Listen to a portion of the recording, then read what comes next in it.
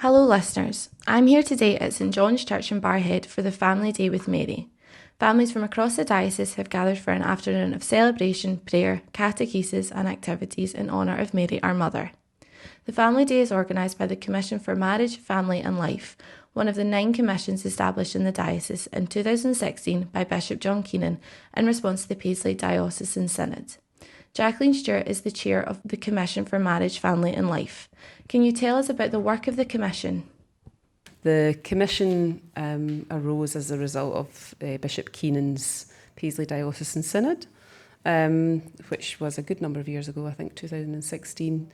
And out of that, as a fairly long process, 9 commissions were born. And one of those commissions is the Commission for Marriage, Family and Life. And I'm the chair of that commission, and we're always looking for new members. But yes, so that's how it came about. The title of the commission is the Commission for Marriage and Family and Life. I suppose I can break it down into each of those headings. The Commission for Marriage, what we offer is to couples to come along and have preparation for marriage in accordance with the mind of the Church.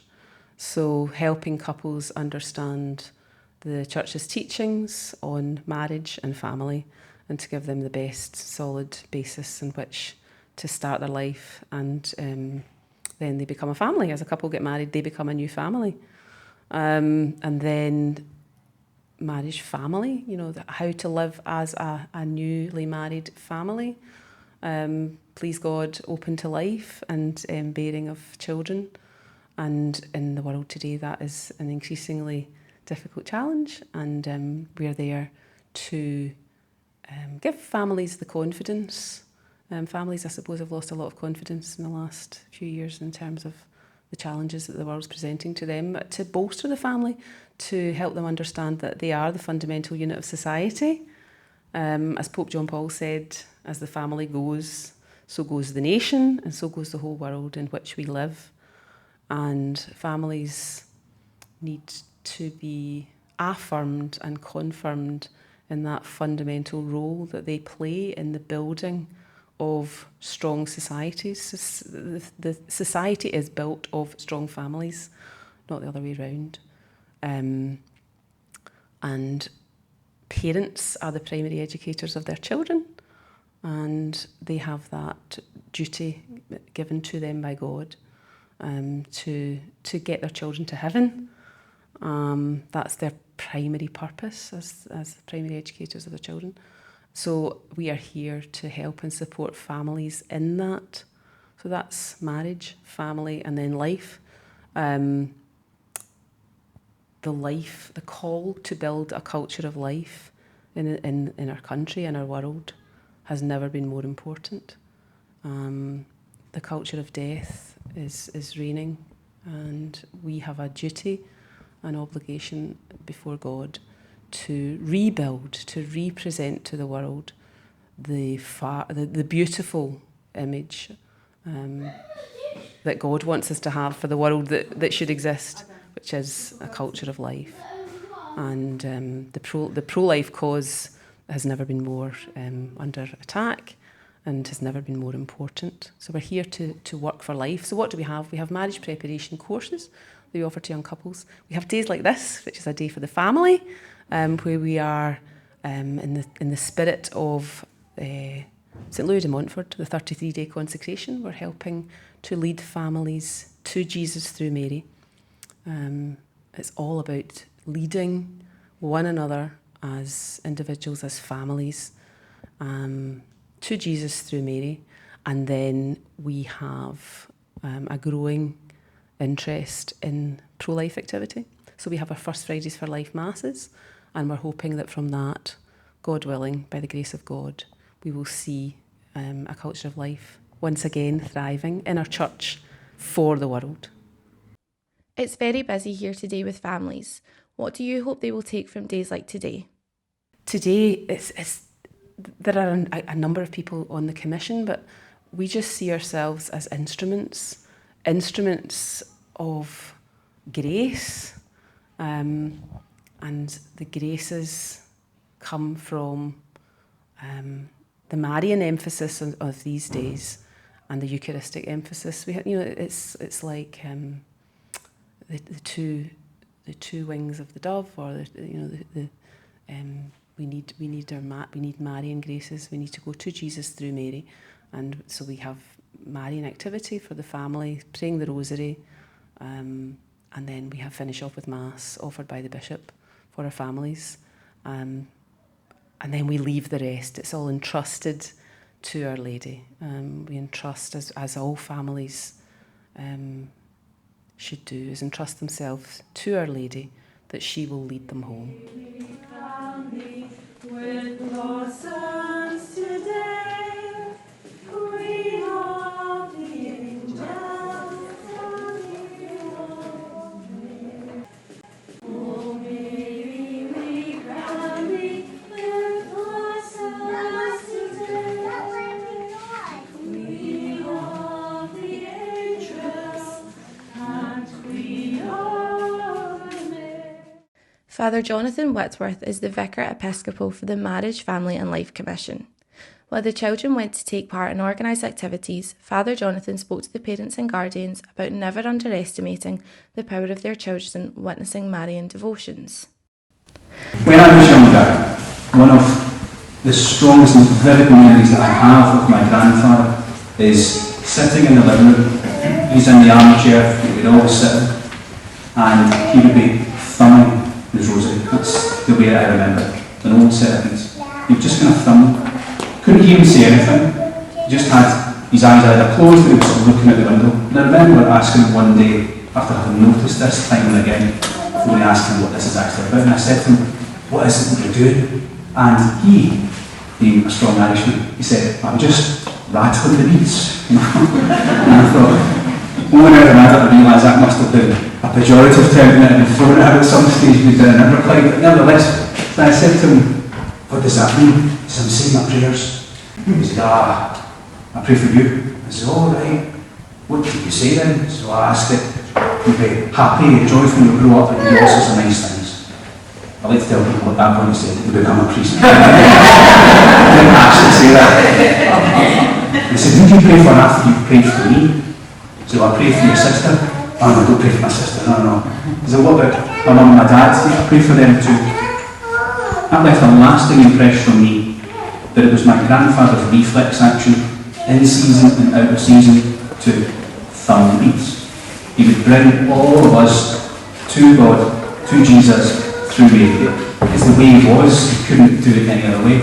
And I noticed within him, especially when there was particular family sorrows that every family was through, you would see him with this hand in the pocket, and it was the beads. And he was always the calmest among us. He was the refuge in grief, but really it was because he sought refuge in her. And that's been a lasting memory. I say that to you as parents because often as parents we feel uncomfortable or almost like we're pretenders when it comes to praying with our children. It's easier to pray for them, isn't it? But praying with them, we feel a wee bit almost like, who am I? Because I've not got this whole relationship with God sorted out. So who am I to lead in prayer? Well, for what it's worth, all I witnessed was the thumbing of beads in a little conversation, yet it's probably marked my life and proved a compass point in Marian devotion for most of my priesthood. So what I'm saying to you is never underestimate that your witness to prayer has a lasting effect. Matthew and Teresa Smith are here from St Mary's Church in Greenock. Why were you keen to come along to the family day? We were particularly keen to come along because it can be difficult out in a secular world to be parents, Catholic parents, and try and raise a Catholic family, with true Catholic values. I think for us we were in a kind of unique position in that we have 11 children, and that's unusual in this day and age, and so we were sort of seeking out other families like us, other families, maybe not necessarily by size, although that would be good, but other families who were looking to follow the values of a traditional Catholic marriage and all that entailed. So it was an opportunity for us to kind of get involved and see, if we could meet like-minded people. What kind of things in particular has it helped with? It's helped us mostly feel that we're not alone, because sometimes it can be lonely out there, and of course you're involved with your parish, but it can be a lonely life when you're trying to, as a couple, shepherd your children in a certain direction when the world is telling them to go in another direction entirely, and it can be tough.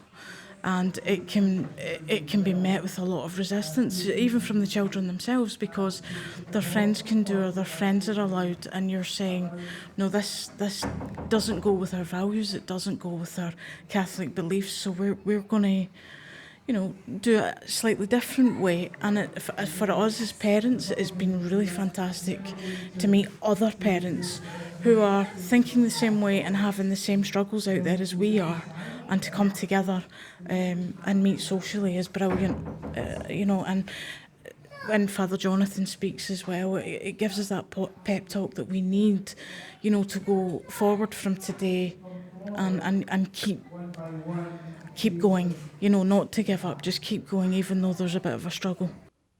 Day to day, how has it been useful?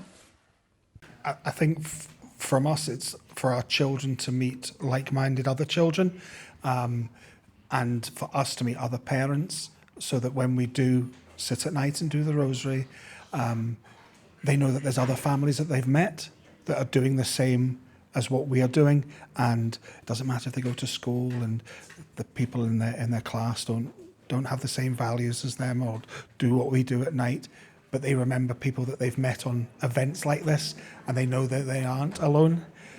Yeah, it kind of normalises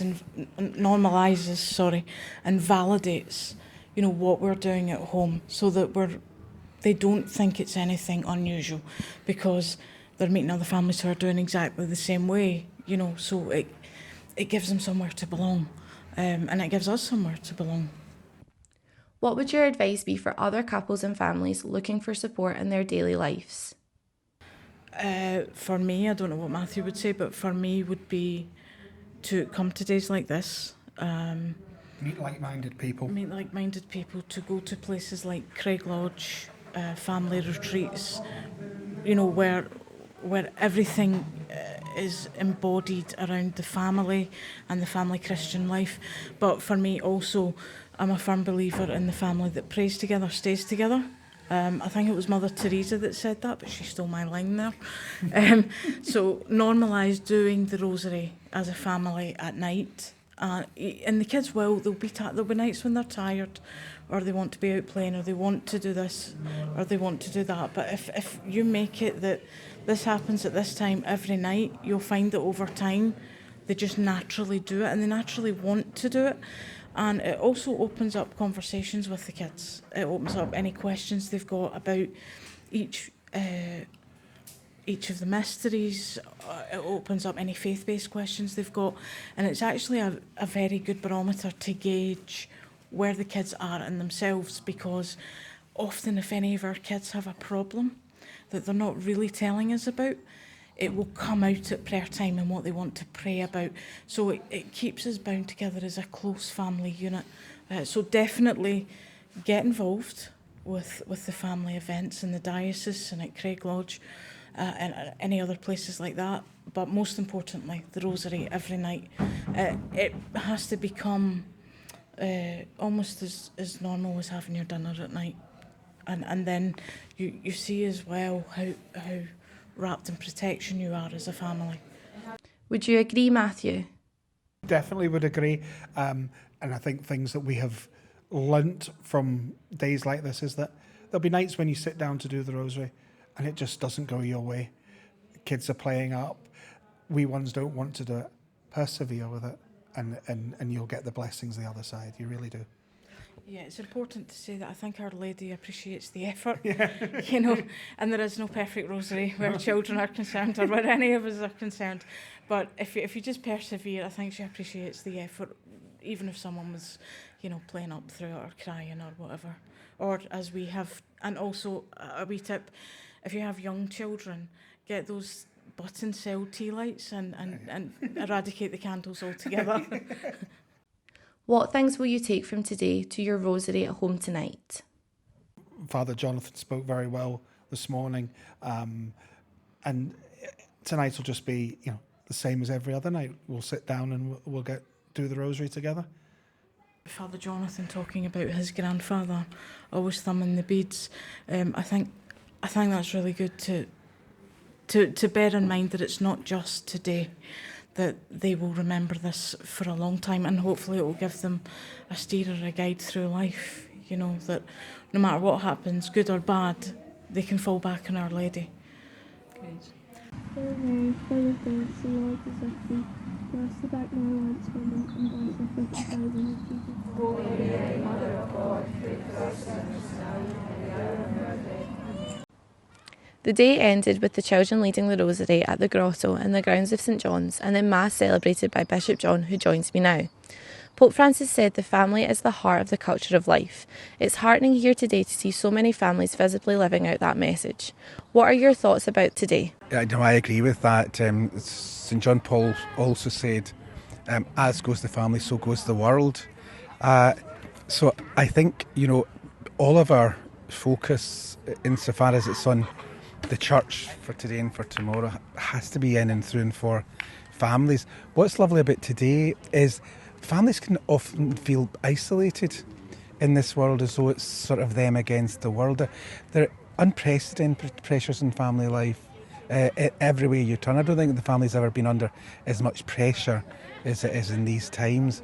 And as I go around the hall and the tables and I speak to each one of the families who are here, just the consolation, the comfort, the encouragement they get from seeing other families. They're not alone. Other families, the children are all playing with each other, but the families are speaking together. So I think a day like this is wonderful for bringing them together, and then we build on that, and we try to see how much can we keep these families together as a movement.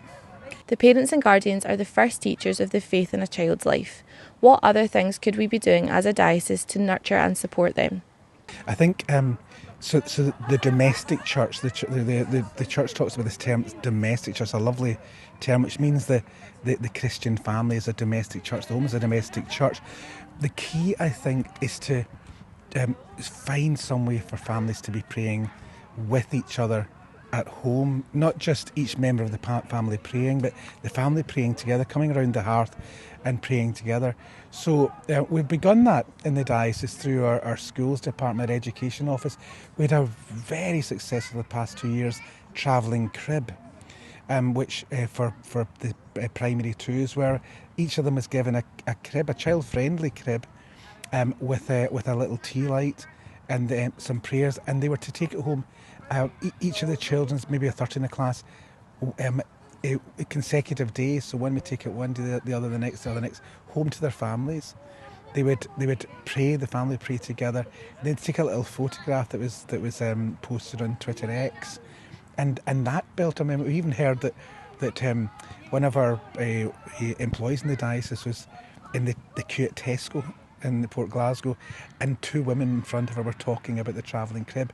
Now we've also, because it was so successful, we've introduced in May the travelling rosary, and that's the same sort of thing. The children get a statue of Our Lady and a little tea light and rosary beads, and then a little prayer, and we're encouraging them to go home and to pray just one decade of the rosary with their family, and then to take a little photograph and bring it in. So through the school, we're not just having the children praying in the school, but through the school trying to rebuild the domestic church and prayer at home. It's a small step, but small steps gradually become big steps.